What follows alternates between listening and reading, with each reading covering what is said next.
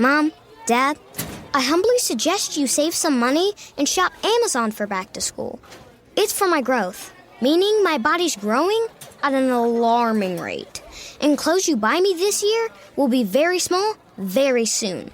Plus, the clothes I love today will be out of style tomorrow. But at least your wallet doesn't have to be my fashion victim if you shop low prices for school at Amazon. Hopefully this is helpful. Amazon. Spend less, smile more.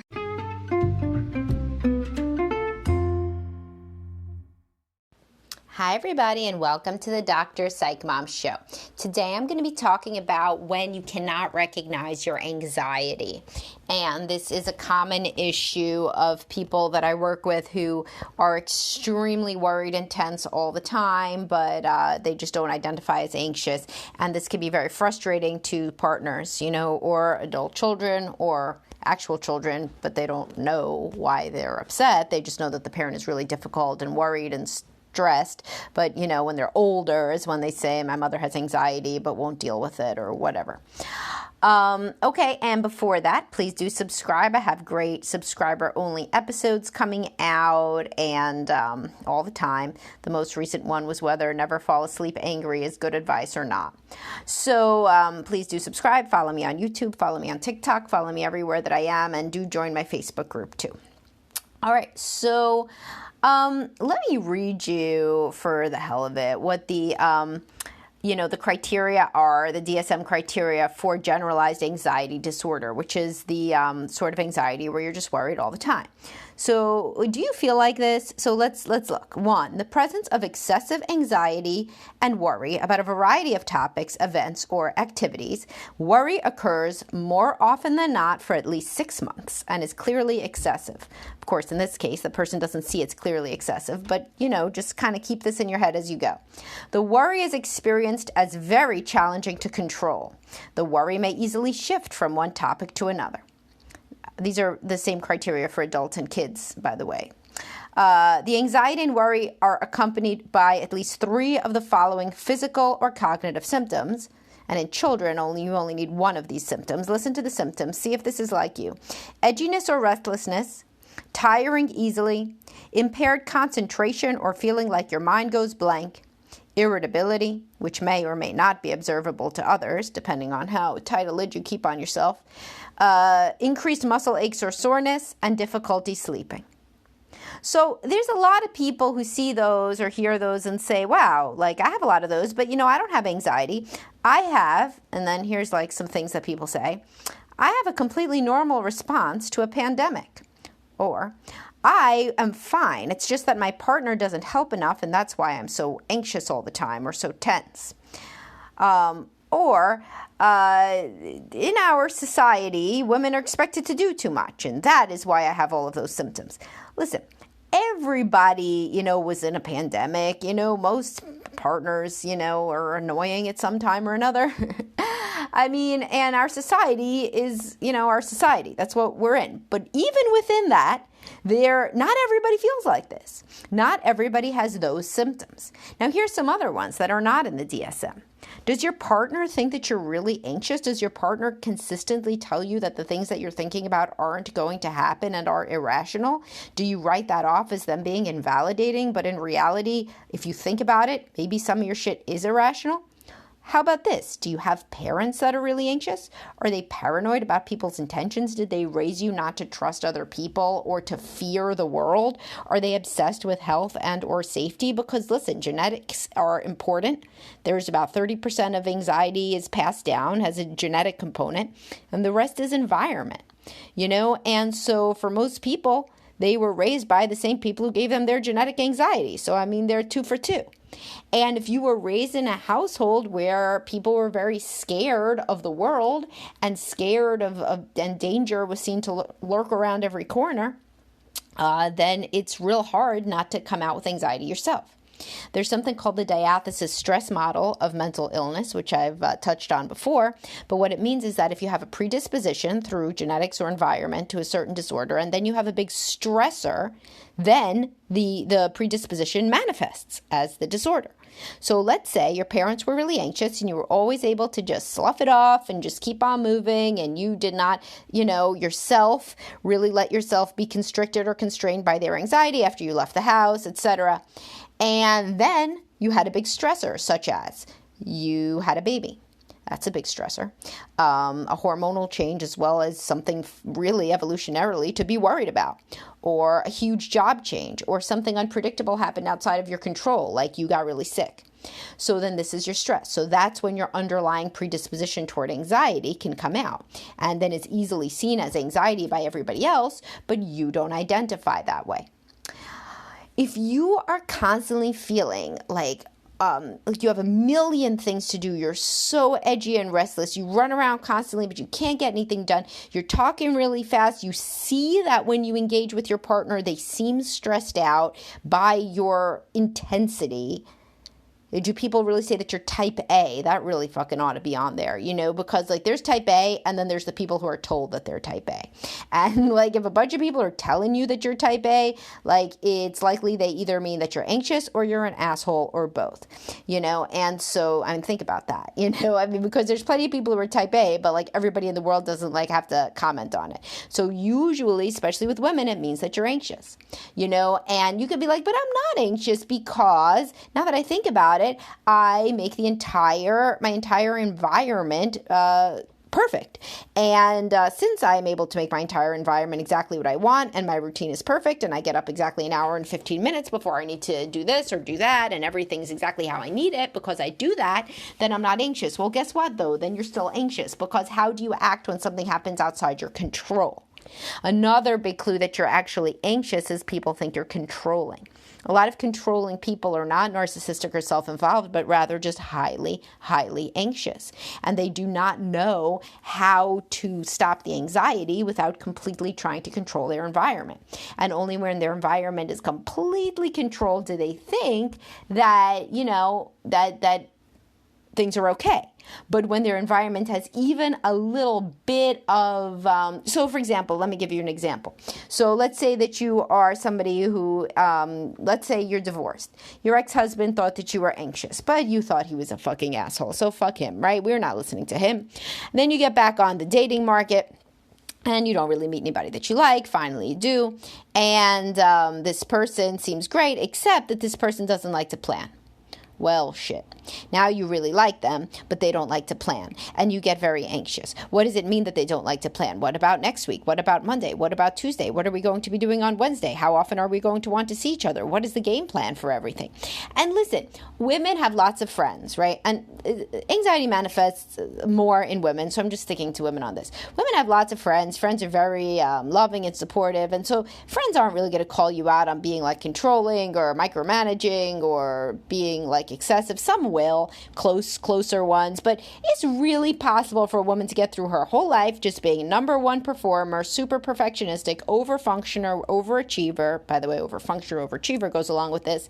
And never until she's in an intimate relationship does anybody say anxious. And then since he's the only one that says it, or says you are controlling or micromanaging or whatever, difficult, then she thinks it's his problem. Listen, nobody is nobody's partner is 100% wrong. Your partner observes you all the time. Unless there's some kind of sociopath and we're in some kind of Lifetime movie where they're plotting your demise and they're some complete psycho, which isn't, going to happen, then the things that people think about you generally are related to something in the world about you. They're generally related to some sort of true observation about who you are. And you certainly think that your observations about an intimate partner are correct, right? So, it's just statistically likely that they would be right about you as well. So in this situation, and I see this situation frequently, let's say, go back to this divorced woman. She doesn't have to be divorced, but my situation, let's say she's divorced, because a lot of women come into me who are divorced. And so she felt pretty good when she could control every single thing about her and her kids' environment. She didn't feel anxious at all. But then when this guy comes in and he doesn't like to plan as much as she does, then she gets very anxious, doesn't see it as anxious, has some sort of excuse like, oh, well, he's a child, only like adults don't want to, any adult would want to plan for the future, and like just all this stuff that comes out because she's really, really anxious. Now I'm the first person to say, if you're dating some guy, he doesn't talk about marriage, sooner than later. If you're like after divorce and you don't know at all where he stands, then that's some bullshit and don't be in that relationship. But that's not what I'm talking about. I'm talking about somebody who is only okay when they are in charge of the whole schedule, and they get very triggered though when anybody else is in any way unpredictable or can't be controlled or can't or doesn't want to fit into their highly specialized plans. This is a common one. Another common thing that I see is that women stay married. They control every single thing around them. They are the master of Google Calendar. They do every single thing. They constantly talk up how wonderful they are for doing all of this stuff. And then the children rebel. And or at least the one that isn't like them rebels and says, you're always up my ass, leave me alone, you never give me any downtime, you are so crazy. This happens more like adolescent age. And then finally they'll come into therapy and they'll be like, why does my child dislike me? And then we're like, well, shit, they had 47 million activities scheduled from the time they were 2.5 at the latest, and maybe this could be related in some way to your anxiety, or you don't let them have sleepovers, or you don't let them date, or you don't let them this, or you don't let them that. Actually, nowadays, interestingly, it's funny. Anxious people will sometimes go the complete other way, anxious mothers, and they will let the kid do everything because they're so terrified that the child will be estranged from them. So, in fact, they become permissive parents, overly permissive and unable to discipline because they are terrified that the child will hate them. So, again, what is this terror? It's called anxiety. So go back to the beginning of the podcast, listen to the symptoms. If these sound like you, what's the point in putting your head in the sand? You probably got feedback over the years that if you look at it in a different lens, a little bit straighter in the face, then you may realize is people telling you that you're anxious. Type A, overly organized, micromanaging, controlling, anxious. Sometimes people will literally be called anxious, but they'll be like, I'm not fucking anxious. Anxiety is a normal reaction to the state of the world. Anxiety is not a normal reaction to the state of the world. The state of the world is uniform across humans, or, at least across all the humans in your demographic. Another important, interesting point is like goes to like. So sometimes people will say, but all of my friends are consumed with anxiety, worry, and sleeplessness. And it's like, yeah, no shit. All the people at Cirque du Soleil know how to do acrobatics, It's self-selected here. So if you are at a play group and you make some comment about, and this is, go in a time machine back to when you were meeting people at play group, right? And you have a baby. And if you're the one who says, oh my God, I'm so anxious that she's not talking yet, out of the 3 women sitting there at playgroup, the one who responds, oh my God, I'm so anxious about such and such, is going to be your friend. This is just how it goes. So like goes to like, and with men and women, or women and women, or men and men, with mating, it's called assortative mating, which I've mentioned before, but it's the same thing with friendships. It's even more. Friends go to similar people. So yeah, your whole friend group may be anxious. If you think about it, is that wrong? A lot of people will be like, yeah, well, yep. Yep, everybody kind of tends in one direction, or at least me and my best friend do, or me and my sister, or me and my mom, or whoever the person is that I talk to the most, and we amp each other up in this way. So think about it if it's you, because the thing is with anxiety is it's really easily passed down, as I talked about. So it's passed down to you, so it's going to be passed down to your kids. And it's really not a way to live, as you know, from your sleepless nights, your muscle aches, and whatever other symptoms you crossed off, that you have. So I was raised in a very anxious home myself, so this is kind of like my pet cause, is helping people recognize when their anxiety is hurting the kids, because it ends up constricting them, and it ends up making them feel like the world household is a very dangerous place with people who are ill-intentioned, and they always have to watch their back. And that's really a shitty way to grow up. And it's a shitty way to think about the world. And it really cuts you off from people. It makes it hard for children raised in such households to really connect with others. It impacts your ability to trust others within relationships. It impacts everything. It even impacts your academic and job potential, because you end up so risk averse that you don't know how to take healthy risks. And frequently dads who are on the other end of this, who are married to, so they have kids and they're married to women who are anxious, this is their number one thing. So I've talked about reasons that men get divorced. Men don't usually initiate divorce, but when they do, you know, the other reason, I only say it 1 million times, is they're not having sex. But the other one is because the woman's really anxious. And it's particularly when the kids get old enough, which is maybe only even toddlers, but certainly after that the man is like, holy shit, she doesn't let the kids do anything. You know, and so I see this a lot. Like, she doesn't let the kids climb high, or she doesn't let the kids go anywhere because they're going to get sick, or this, that, the other. And so the man starts to feel like almost if he doesn't get out of the marriage, then the kids are going to be raised like hothouse flowers, and they will have no risk tolerance at all and no ability to engage in the world in a courageous, or forget courageous, I mean in kind of a normal way. So if I rarely say anymore to share my podcasts with your partner, because as I've mentioned, people start doing that too much. Then I got people saying, my partner doesn't want to hear any more of your fucking podcasts, which, like, so don't, you know, I mean, I'm not for everybody, but, you know, there are some that, you know, could be useful to share, particularly if it's like, here's a new rule. Only share my stuff if it's literally like, either you're going to go to couples counseling, you're like, have that like almost scheduled, you're like almost there, or maybe there'll be some sort of epiphany from listening to my podcast, or both. So like, if you're already at kind of a do or die moment, and you're already feeling very upset about an issue, then why not share my podcast, right? Because really, why not? You're going to be either going to couples counseling, or even potentially ending a relationship, or at the very least, it's leading to tremendous conflict, which is not very least. That's very bad.